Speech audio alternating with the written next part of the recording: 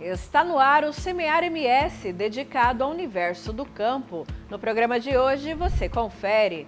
Sistema integrado que produz mais, gasta menos e preserva o meio ambiente. O Sisteminha une peixes e hortaliças em um ciclo sustentável e eficiente. Rota Bioceânica, corredor rodoviário que ligará o Brasil aos portos do Chile, avança como um dos projetos logísticos mais promissores da América do Sul. No bate-papo com o produtor, vamos entender como funciona o programa Crédito Sistêmico, que impulsiona a agricultura familiar. E mais, conheça a história do Rodrigo, pesquisador que cresceu em meio aos arranha-céus e ao ritmo acelerado de São Paulo, mas que encontrou sua paixão onde poucos imaginavam, na terra, no campo e na vida rural. O Semear MS começa agora!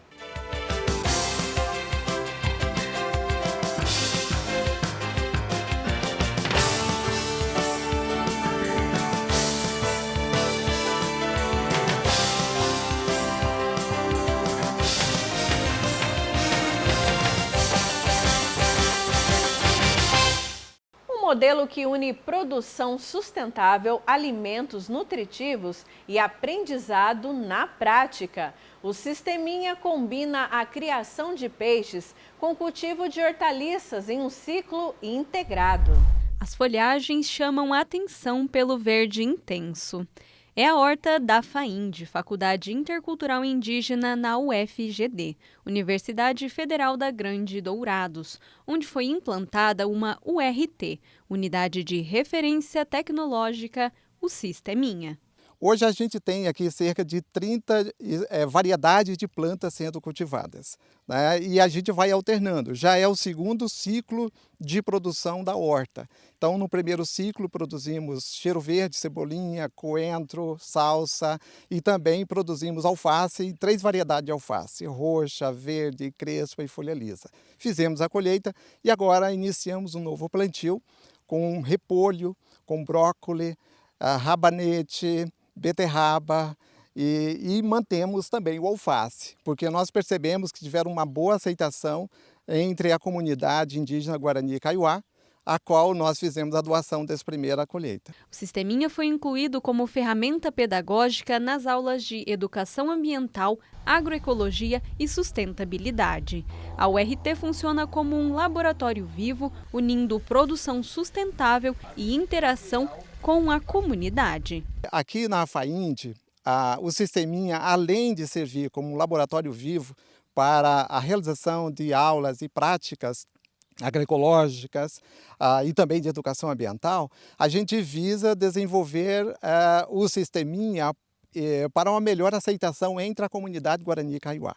Então, o objetivo final é a gente transpor essa tecnologia para os territórios Guarani e Kaiowá com alto índice de aceitação e de sucesso, como tem sido em outras regiões do Brasil com outras comunidades. O modelo utiliza a piscicultura intensiva em pequenos tanques. A água, rica em nutrientes, é aproveitada para o cultivo de hortaliças e frutas de forma circular e sustentável. Sistema Integrado de Produção de Alimento, conhecido como Sisteminha da Embrapa, é um sistema que produz hortaliças, fruteiras e pequenos animais integrado a um tanque de peixe, que o tanque de peixe vamos dizer, o coração do sistema. A partir da ciclagem de nutriente que a gente vai alimentar esses peixes, tem toda a resíduo de ração e o próprio dejeto dos animais, num sistema de filtragem mecânica e biológica, esses nutrientes são transformados a formas químicas que vão ser aproveitadas pelas plantas. Então, basta a irrigação das plantas com essa água, o pessoal costuma falar que a água temperada, ela já tem nutrientes suficientes para conseguir proporcionar um bom crescimento para as plantas. Criado pela Embrapa Nordeste, o Sisteminha propõe substituir a ajuda humanitária por inclusão socioprodutiva, com produção de alimentos em escala gradual, plantio e colheita aos poucos, evitando o desperdício. O modelo incentiva a troca ou venda de alimentos saudáveis produzidos sem defensivos agrícolas. A gente produz plantas e o objetivo do projeto é depender o menos possível de insumo externo, né? E a gente está falando de insumo como fertilizante só, né?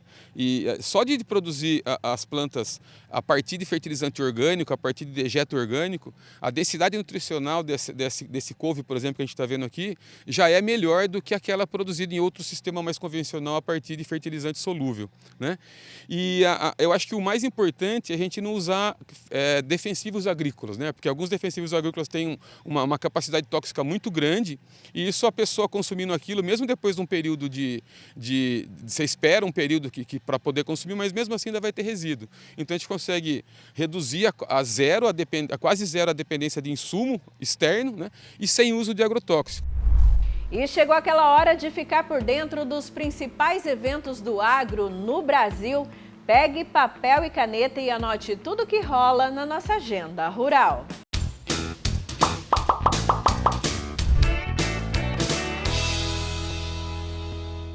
Estão abertas as inscrições para o curso permanente da Embrapa Introdução à Produção Orgânica de Maracujá. O curso online oferece conhecimentos sobre técnicas de cultivo, controle de pragas e legislação de orgânicos. Com carga horária de 20 horas, a formação capacita produtores para uma produção sustentável e certificada. O curso permanente da Embrapa Implantação e Manejo do Consórcio Milho Braquiária abre inscrições. O curso online ensina a escolha de população, intervenções na braquiária e critérios de dessecação. Com carga horária de 20 horas, a formação capacita produtores para um consórcio eficiente e sustentável. Outro curso com inscrições abertas é o de polinizadores e polinização agrícola. O curso online visa divulgar conhecimento, multiplicar informações e sensibilizar sobre a importância dos polinizadores na agricultura. No próximo bloco, você confere. Rota Bioceânica, corredor rodoviário que ligará o Brasil aos portos do Chile, avança como um dos projetos logísticos mais promissores da América do Sul. E mais, conheça a história do Rodrigo, pesquisador que cresceu em meio aos arranha-céus e ao ritmo acelerado de São Paulo, mas que encontrou sua paixão onde poucos imaginavam, na terra, no campo e na vida rural. O Semear MS volta já.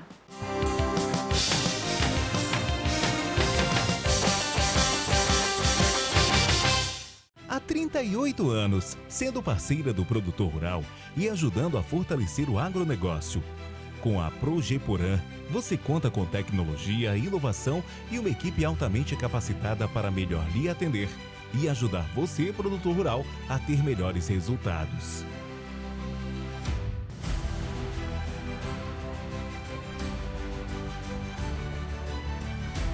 Progeporã, a sua parceira no campo e nos negócios.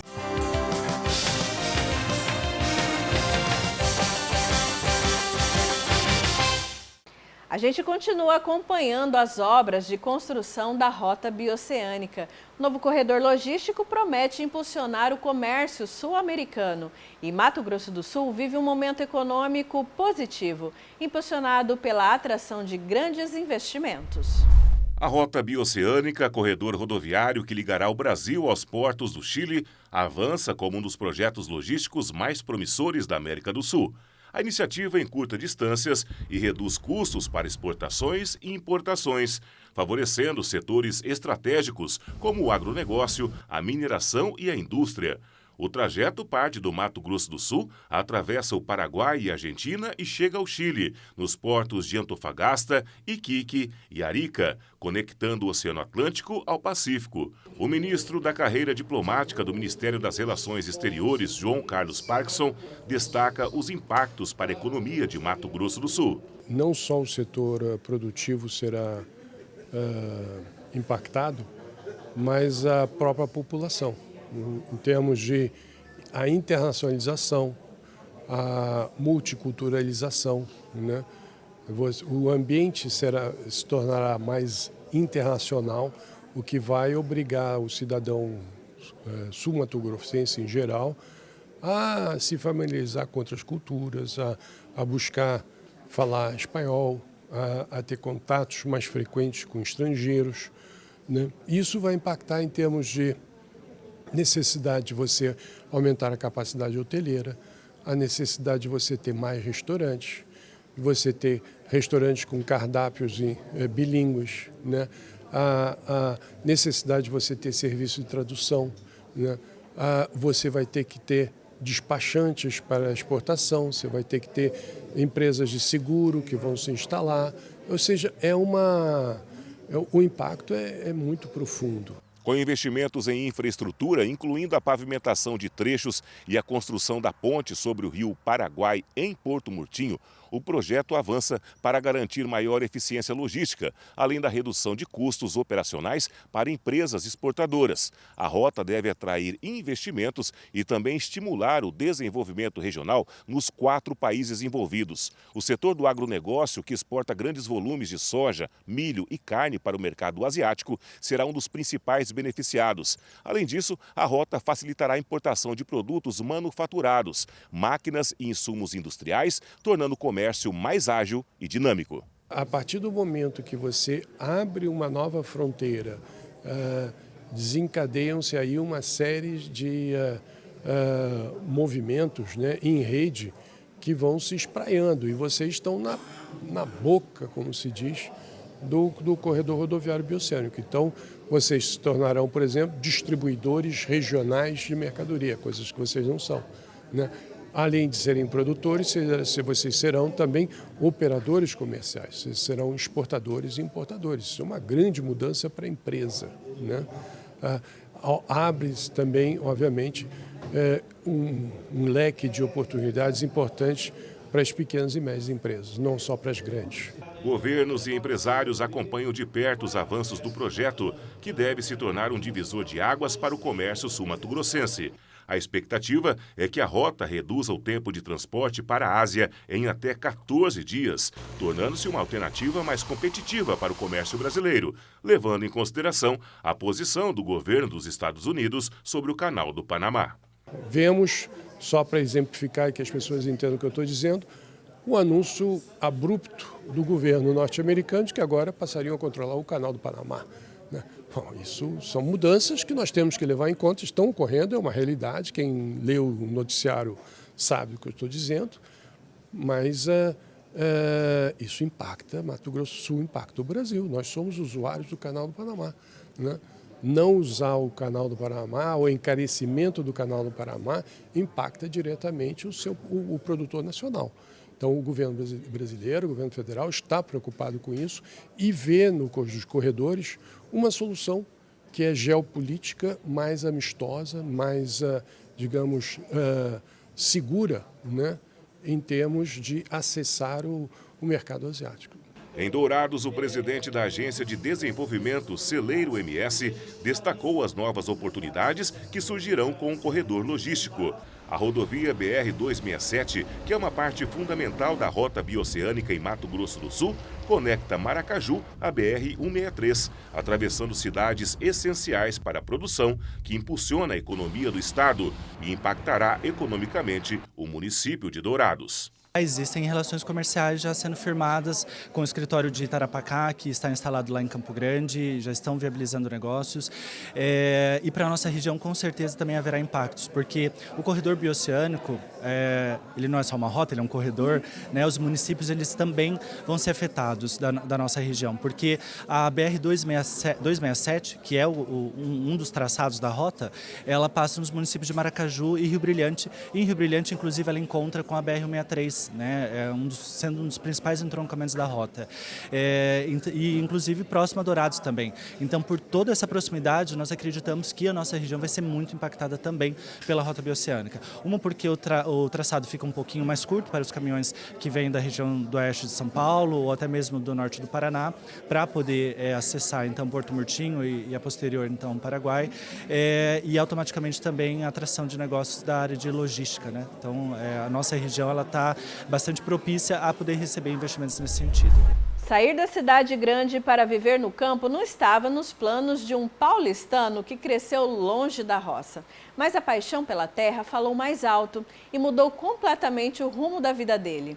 Hoje no quadro Paixão pelo Agro, nós vamos conhecer a história do Rodrigo Arroio Garcia, um pesquisador da Embrapa que trabalha para tornar a produção agrícola mais eficiente.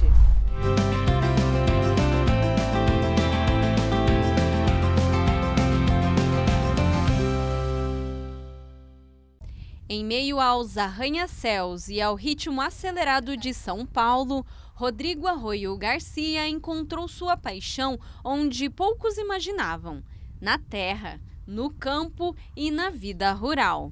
Nascido e criado na capital paulista, sua história poderia ter seguido um rumo completamente diferente. Quando era criança, boa parte da minha infância, meu principal hobby, o que eu mais gostava de fazer, era passar os finais de semana em uma chácara da família no município de Biúna, que fica aí uns 80 quilômetros de São Paulo. Ou seja, o que eu mais gostava de fazer era ir para a chácara e para o campo. Sem uma tradição familiar na agricultura ou uma propriedade rural para herdar, Rodrigo começou do zero. O primeiro grande desafio foi a faculdade. Mudou-se para o interior para cursar agronomia na Unesp, Universidade Estadual Paulista, em Botucatu. Ali, entre livros, experimentos e muita prática, confirmou sua vocação. O solo, a composição e a relação com a produtividade tornaram-se a especialidade dele e o objeto de estudo. Eu não tinha aquela experiência que outros colegas, filhos de produtor, que já vivenciavam aquilo desde o berço, eu não tinha essa experiência, mas também foi um estímulo a mais para correr atrás, estudar um pouco mais e tirar essa diferença. Então esse é um desafio muito grande e também por meus pais não terem propriedade rural, então eu estava começando do zero, né? Não teria aquele caso de uma sucessão familiar que eu continuaria os negócios da família. Depois da graduação, Rodrigo se aprofundou na pesquisa, concluindo o mestrado e o doutorado, e até chegou a lecionar no curso de agronomia, mas foi aprovado no concurso da Embrapa, onde atua há 15 anos.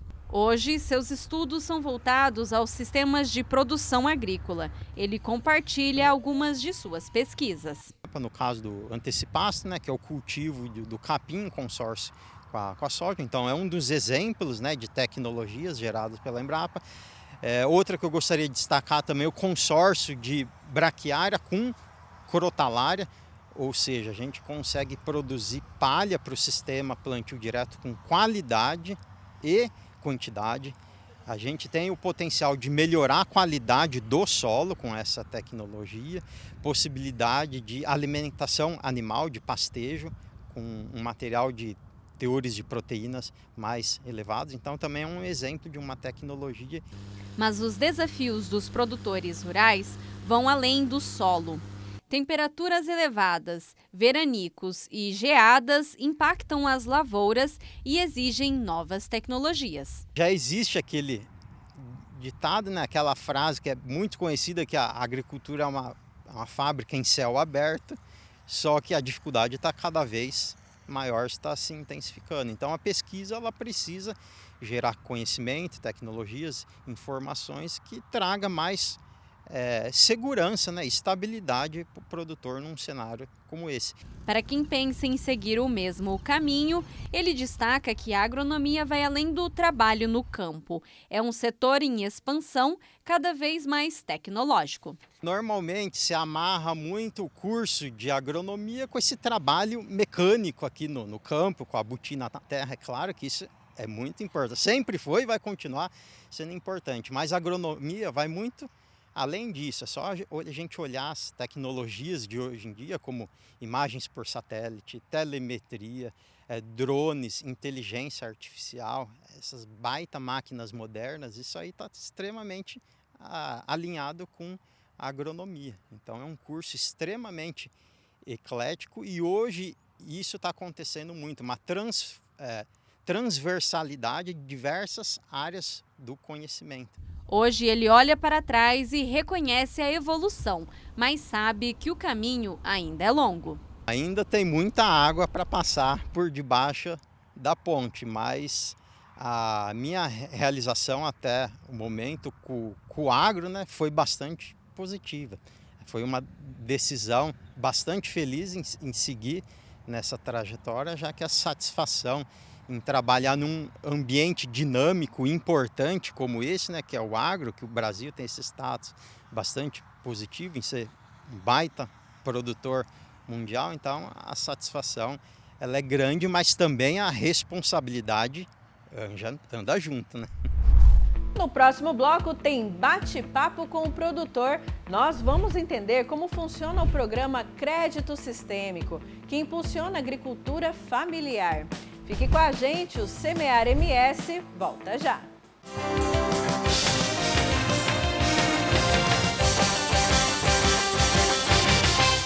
Há 38 anos, sendo parceira do produtor rural e ajudando a fortalecer o agronegócio.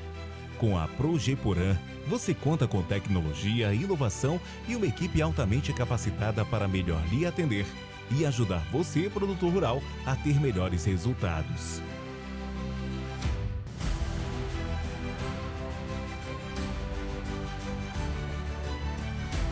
Progeporã, a sua parceira no campo e nos negócios.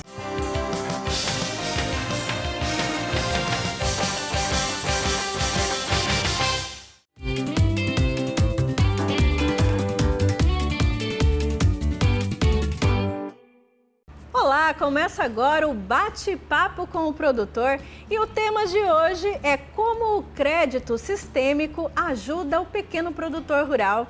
E para falar sobre esse assunto, a gente convidou o Olácio Comori, que é o coordenador da APOMES, a Associação de Produtores Orgânicos de Mato Grosso do Sul.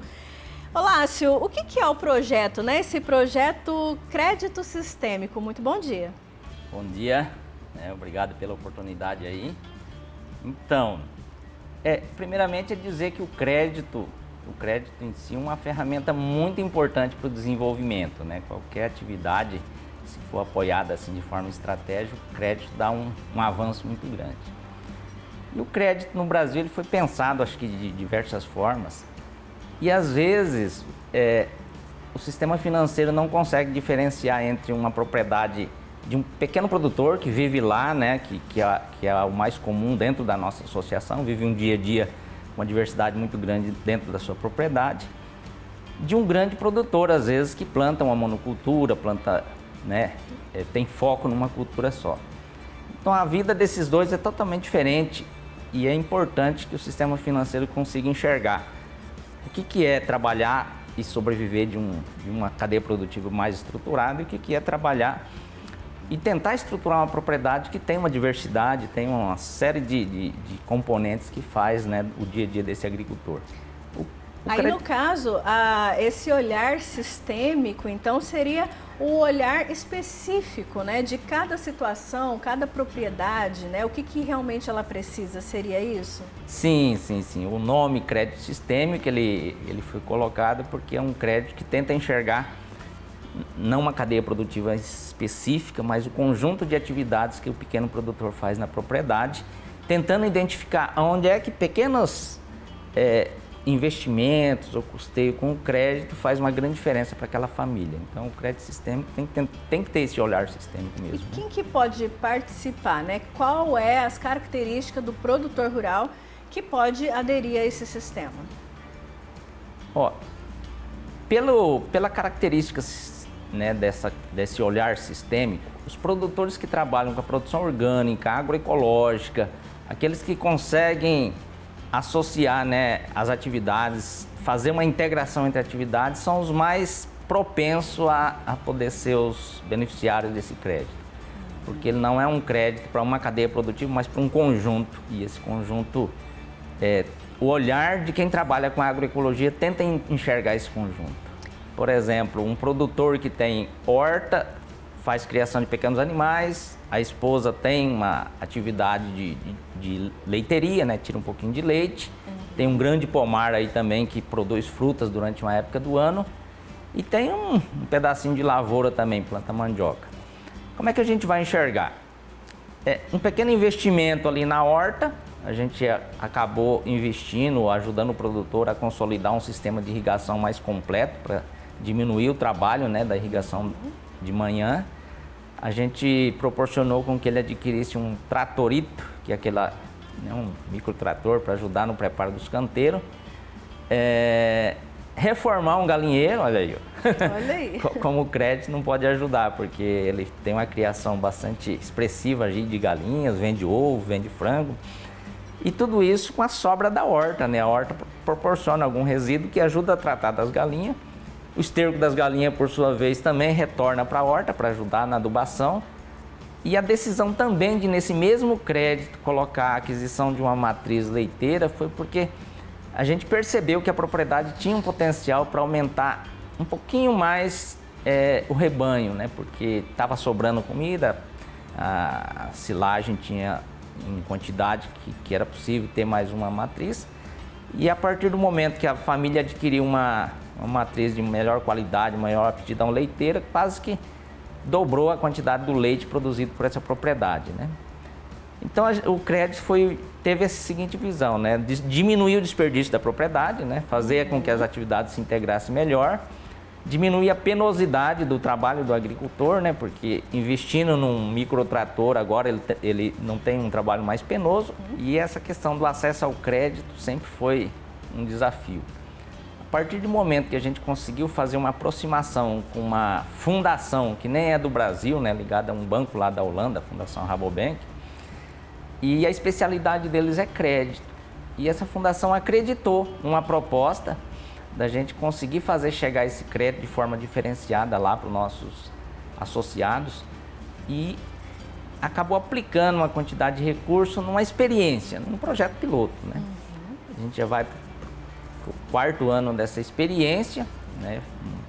Um recurso foi aplicado já atendendo aí 45 produtores individuais, 2 cooperativas, e pelas cooperativas o benefício indireto foi muito maior do que só as 45 famílias. No total a gente calcula que 200 famílias foram beneficiadas pela experiência piloto do crédito sistêmico. O senhor deu exemplo aí de propriedades rurais que dobraram, né, a questão da produtividade, do lucro, mas eu acredito que o produtor rural também tenha a dúvida, né, ou está interessado em saber também sobre os desafios, né, seu Lácio, para estruturar toda a cadeia produtiva ali da sua fazenda. Teve desafios?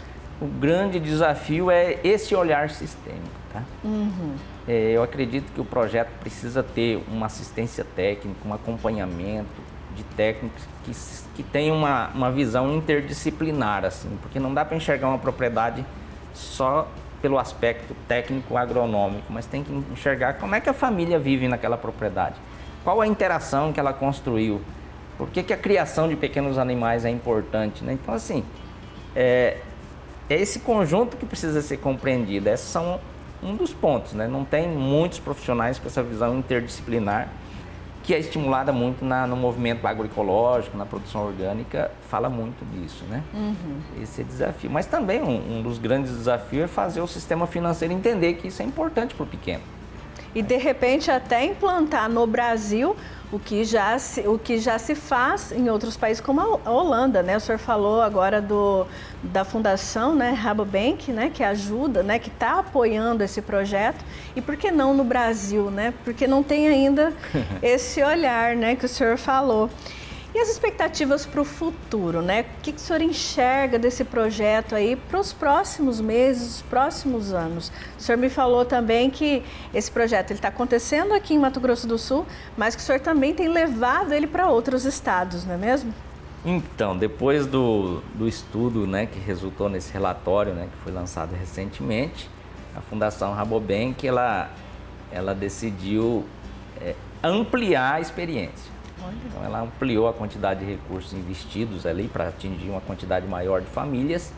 E além disso, né, ela está expandindo, né, ela propôs a expansão dessa experiência para 3 cooperativas do Rio Grande do Sul, né, cooperativa de agricultores familiares, também que cada uma vai receber também uma cota de um recurso para aplicar com a metodologia sistêmica. A gente já tem dialogado com essas cooperativas, a gente já está fazendo um intercâmbio aí de conhecimento, um pouco de saber a realidade deles lá, como é que esse crédito vai funcionar. Então, em termos de futuro próximo, é a gente ampliar o alcance, né, dessa experiência piloto e depois expandir até para outros estados, né? Isso aí é muito interessante aí do nosso ponto de vista.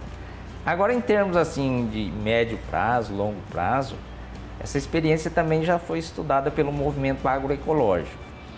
E a gente quer, através de informações que existe hoje de forma mais concreta, apesar do número ainda não ser muito significativo, né, 45 experiências a campo, que a gente possa ajudar o próprio governo a criar políticas públicas específicas para essa diversidade que existe nas pequenas propriedades.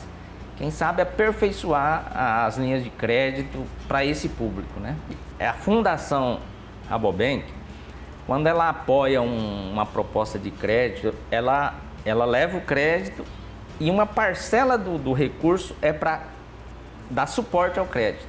Olha. Então a Apomes, além de ter o crédito para fazer chegar no produtor e rodar essa linha de crédito sistêmica, ela também recebeu uma doação que ela pôde fazer o acompanhamento da aplicação do crédito, né? Porque esse acompanhamento é fundamental para o projeto dar certo. Não só para fazer a proposta, mas para acompanhar a aplicação da proposta. E durante esse período de acompanhamento pode ser que seja necessário fazer pequenas correções de direção, né? Pode ser que alguma coisa não esteja dando certo e aí o acompanhamento consegue, às vezes, reparar alguma direção que não está tão correta, né? Mas realmente, assim, ampliar a quantidade de técnicos que possa acompanhar esses pequenos agricultores que ainda vivem dessa diversidade. Pode ser que o pequeno ele vai se especializando, ele vai crescendo, tem um certo momento que ele já se torna empresário de uma atividade mais específica. Mas a grande maioria do nosso público, né, da nossa associação, ainda é aquele que vive de uma diversidade ali na propriedade. Aí precisa ser enxergado isso, né? Agora falando uma coisa que interessa muito, hein, seu Lácio? Ó, din-din, dinheiro no bolso, né? Como é que faz os produtores? Tem um limite de crédito que eles podem pedir para investir na propriedade? Nesse grupo, né, que a gente está no projeto piloto que o senhor tem coordenado aí, de 46 famílias, né? Geralmente os créditos variaram aí de quanto em valores? A média, né, acho que chama ticket médio dos créditos, foi de R$23 mil. São valores assim que para uma família que está iniciando. E vale dizer também que muitas dessas famílias, elas foram inseridas no crédito.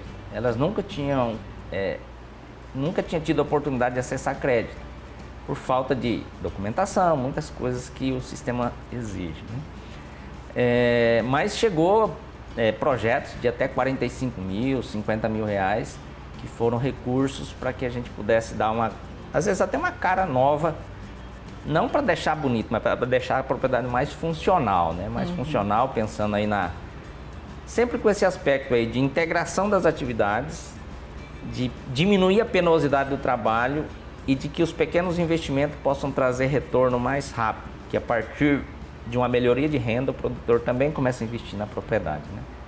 Tá aí, assunto muito importante aí, principalmente para o pequeno produtor, né, seu Lácio? Eu tenho certeza que a gente vai falar sobre esse assunto muitas e muitas vezes ainda. Quero agradecer a presença do senhor aqui. Sim. E para encerrar, como que os produtores rurais, né, podem saber mais informações sobre esse projeto, esse relatório, né, que saiu no último dia 18 agora, até para que eles possam conhecer os desafios e oportunidades deste crédito sistêmico?